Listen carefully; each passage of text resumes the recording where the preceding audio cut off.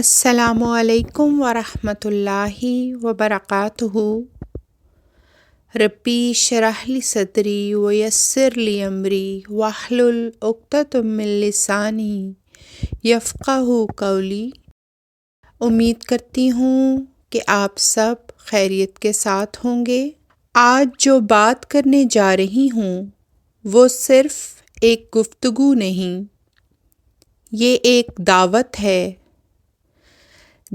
ہے سوچنے کی، رک کر اپنی زندگی کو دوبارہ دیکھنے کی، کیونکہ یہ عمر اور یہ وقت اور یہ زندگی تیزی سے گزرتی جا رہی ہے۔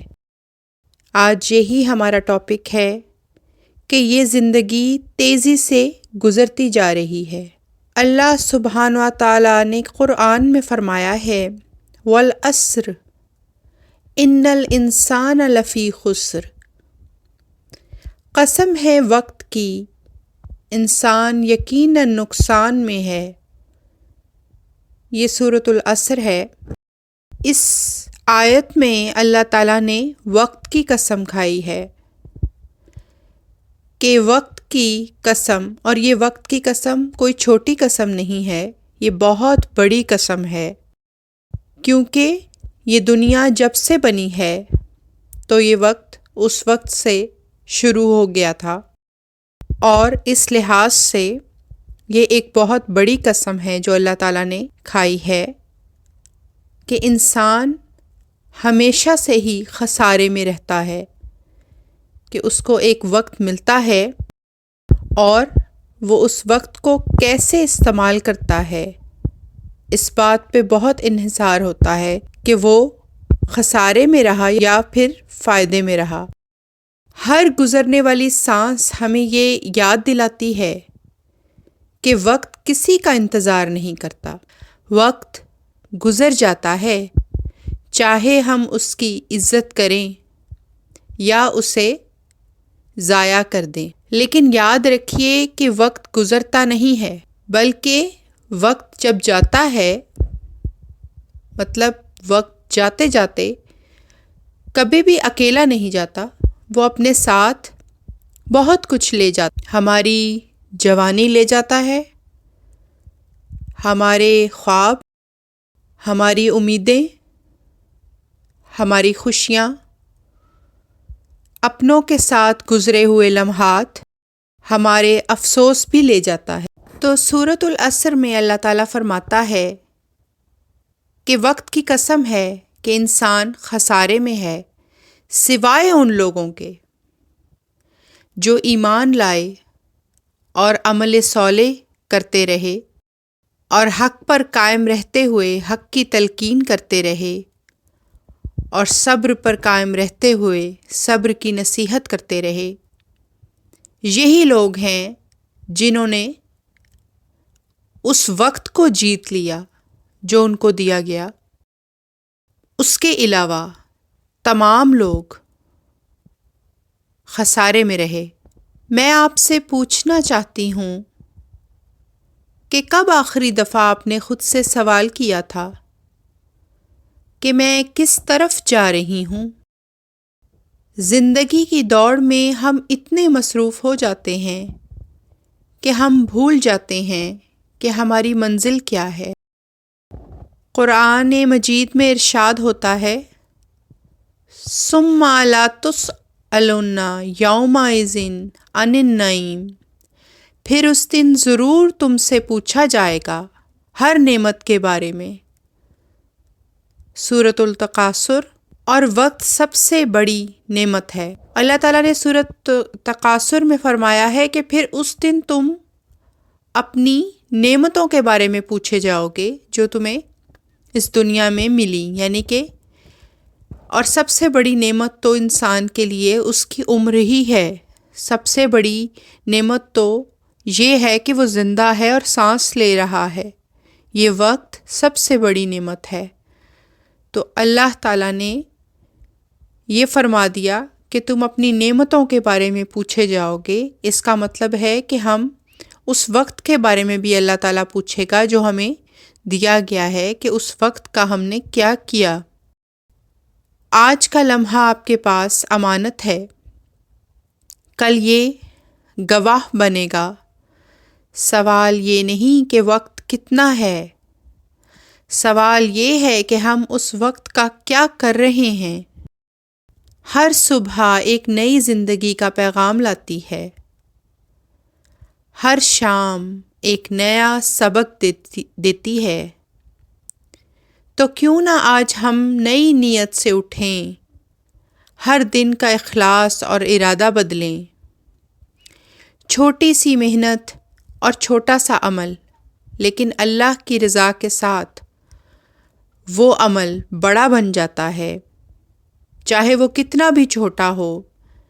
لیکن جب آپ اخلاص کے ساتھ اور صاف نیت کے ساتھ اللہ تعالیٰ کی طرف قدم بڑھاتے ہوئے وہ چھوٹی سی نیکی کرتے رہتے ہیں، تو وہ ایک دن بڑا عمل بن جاتی ہے اللہ تعالیٰ کے فضل کے ساتھ۔ وہ ہوتی نہیں ہے بڑی، لیکن اللہ تعالیٰ اس کو اپنے فضل کے ساتھ اس میں برکت دیتا ہے، اور آپ کی نیت کے اخلاص کو اللہ تعالیٰ دیکھتا ہے۔ اور پھر اللہ تعالیٰ قرآن میں بھی فرماتا ہے کہ میں نے جن و انس کو صرف اس لیے پیدا کیا کہ وہ میری عبادت کریں۔ تو بات ہو رہی تھی عمر کی، کہ یہ عمر گزرتی ہی جا رہی ہے اور بڑی تیزی سے گزر رہی ہے۔ بچپن کا زمانہ یاد کریں تو کچھ منٹ سوچنے کے سوا امیجز آتے ہیں ذہن میں انسان کے، جو اس کی بچپن کی میموریز ہوتی ہیں، لیکن وہ کس جلدی سے، اگر ہم سوچیں کہ ہم اپنے بچپن کا زمانہ یاد کرتے ہیں تو 5 منٹ بھی نہ سوچ سکیں گے، تو وہ جھلکیاں، وہ میموریز ختم ہو جاتی ہیں اور ہمارے ہاتھ میں کچھ بھی نہیں۔ ابھی آپ کی عمر کچھ بھی ہے، 20 سال، 40 سال، 60 سال، جتنی بھی آپ کی عمر ہے، آپ اپنے پاسٹ کو سوچئے۔ وہ سب ایسے لگتا ہے کہ جیسے ہاتھ مٹھی میں سے ریت پھسل جاتی ہے، اس طریقے سے وقت ہمارے ہاتھوں سے پھسل گیا، اور کس کو کتنا وقت ملا ہے یہ بھی نہیں پتا۔ کسی کو نہیں پتا کہ اس کا وقت کب ختم ہو جائے گا۔ تو اس لحاظ سے دیکھا جائے تو وقت بہت ہی کم رہ گیا ہے۔ زندگی کا اصل مقصد صرف پیسہ کمانا یا شہرت حاصل کرنا یا کمفرٹ حاصل کرنا یا شاپنگ کرنا یا ایک دوسرے سے مقابلہ بازی کرنا، یہ اصل مقصد نہیں ہے۔ ہمارا اصل مقصد یہ ہے کہ ہم اس محبت کو پالیں جو اصل محبت ہے، یعنی ہمارے رب کی محبت، ہمارے رب کی رضا۔ ہر اس عمل کو کریں جس سے ہمارا رب خوش ہوتا ہے، اور ہر اس عادت کو، اس عمل کو چھوڑ دیں جس سے ہمارا رب ناراض ہوتا ہے۔ اور یہ کیسے پتہ چلے گا کہ رب کن باتوں سے خوش ہوتا ہے اور کن باتوں پہ ناراض ہوتا ہے؟ تو پھر وہی بات جو میں نے پچھلی ویڈیو میں بھی کی تھی کہ قرآن سے ہمیں وہ علم ملتا ہے، قرآن سے ہمیں وہ ڈیوائن نالج ملتا ہے جس کو لے کر کے ہم اپنی زندگی کا مقصد ڈھونڈ سکتے ہیں، اور یہ جان سکتے ہیں کہ اللہ تعالیٰ کن باتوں پر خوش ہوتا ہے اور کن باتوں سے ناراض ہوتا ہے۔ اتنا اللہ کی رضا کا خیال رکھا جائے، اتنا زیادہ خیال رکھا جائے، چھوٹی چھوٹی باتوں پہ یہ محسوس کیا جائے کہ ہم جو بھی کام کر رہے ہیں، چاہے وہ ہمارے گھر کا کام ہے، گھر کی صفائی ستھرائی ہے، بچوں کی تعلیم و تربیت ہے، یا کچن میں ہم کھانا پکا رہے ہیں، ہم کوئی بھی کام کر رہے ہیں، تو ہمیں یہ احساس ہونا چاہیے کہ کوئی ایسی ذات ہے، ہمارا کریٹر، ہمارا خالق ہمیں دیکھ رہا ہے، اس کی نظر ہمارے ہر عمل پہ ہے، اور یہی احساس ہے جو ہمیں صبح سے لے کر رات تک ہونا چاہیے، جب تک ہماری آنکھیں نیند کے لیے بند نہ ہو جائیں۔ صبح سے لے کر رات تک جو ہے وہ ہم اس کو تمثیل کے طور پر دیکھتے ہیں کہ وہ ایک زندگی کا ٹائم ہے۔ جیسے ایک بچہ پیدا ہوا ہے تو صبح ہو گئی اس کی زندگی کی، اس کی زندگی طلوع ہو گئی، اور جب تک وہ اس کی آنکھیں بند نہیں ہو جائیں گی موت کی وجہ سے، تب تک وہ جو ہے وہ اس احساس میں جیے کہ میرا خالق مجھے دیکھ رہا ہے، اس نے مجھے سمجھ بوجھ دی ہے، مجھے احساس اور جذبات دیے ہیں، امید اور محبت اور یہ جو جذبات ہیں سارے میرے، کہ میرے رب کے لیے ہیں، اور اگر میں حقوق العباد بھی اچھے طریقے سے پورے کر رہا ہوں یا کر رہی ہوں تو اس کی وجہ بھی میرا خالق ہے، اس کی وجہ بھی میرا رب ہے، کیونکہ میں اپنے رب سے بہت زیادہ محبت کرتا ہوں یا کرتی ہوں، تو اس کو میں ناراض نہیں کر سکتا یا اس کو میں ناراض نہیں کر سکتی۔ میرے رب کے لیے میرا ہر عمل میرے رب کے لیے ہے، تو وہ صبح سے لے کر رات تک، جب تک وہ نیند کے آغوش میں نہیں چلا جاتا، وہ انسان اس کی سوچوں میں صرف اور صرف اللہ تعالیٰ ہونا چاہیے۔ اور اس بات سے انکار نہیں کیا جا سکتا کہ شیطان ہمارے پیچھے ہے۔ ہم غافل ہو جاتے ہوں گے لیکن شیطان غافل نہیں ہوتا، بلکہ وہ زیادہ ان لوگوں کے پیچھے آتا ہے جو عبادات کی طرف جاتے ہیں، جو اللہ تعالیٰ کی یاد کے پیچھے جاتے ہیں، جو اللہ کا ذکر کرتے رہتے ہیں، جو اللہ سے محبت کرتے ہیں۔ شیطان انہی کے پیچھے تو آتا ہے، ان کو روکنے کے لیے، ان کو تنگ کرتا ہے، ان کو وسوسے دیتا ہے تاکہ وہ اپنی عبادات نہ کر سکیں، تاکہ وہ نیک کام نہ کر سکیں، تاکہ وہ حقوق العباد کو پورا نہ کر سکیں، تاکہ وہ اللہ کے حقوق پورے طریقے سے ادا نہ کر سکیں۔ تو شیطان سے کیا ہم بچ سکتے ہیں؟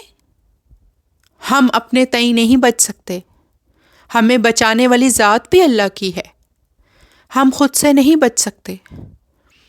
تو ہمیں اللہ تعالیٰ کی مدد ہر وقت مانگنی چاہیے کہ اے اللہ ہمیں بچا، شیطان کے حملوں سے ہمیں بچا لے، اس کے وسوسوں سے ہمیں بچا لے۔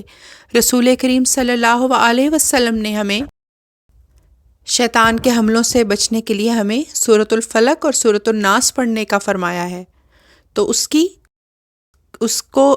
کو پڑھتے رہنا چاہیے۔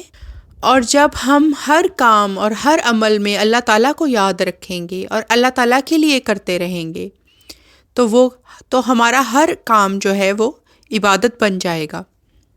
آج سے ہی ایک وعدہ کیجئے خود سے، میں وقت کو ضائع نہیں کروں گی، میں ہر دن کچھ نہ کچھ سیکھوں گی، کچھ سدھاروں گی، میں اللہ کے نزدیک آنے کی کوشش کرتی رہوں گی، یہاں تک کہ اللہ تعالیٰ کی رضا کو پالوں۔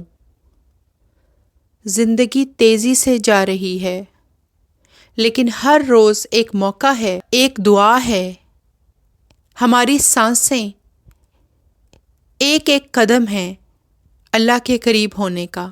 اس سے پہلے کہ ہمارے پاس دیا گیا وقت ختم ہو جائے،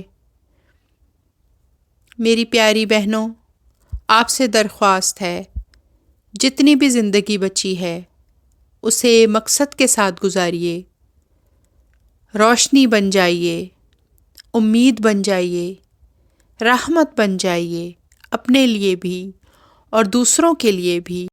وقت نکل جاتا ہے، وقت گزر جاتا ہے، لیکن اپنا اثر چھوڑ جاتا ہے۔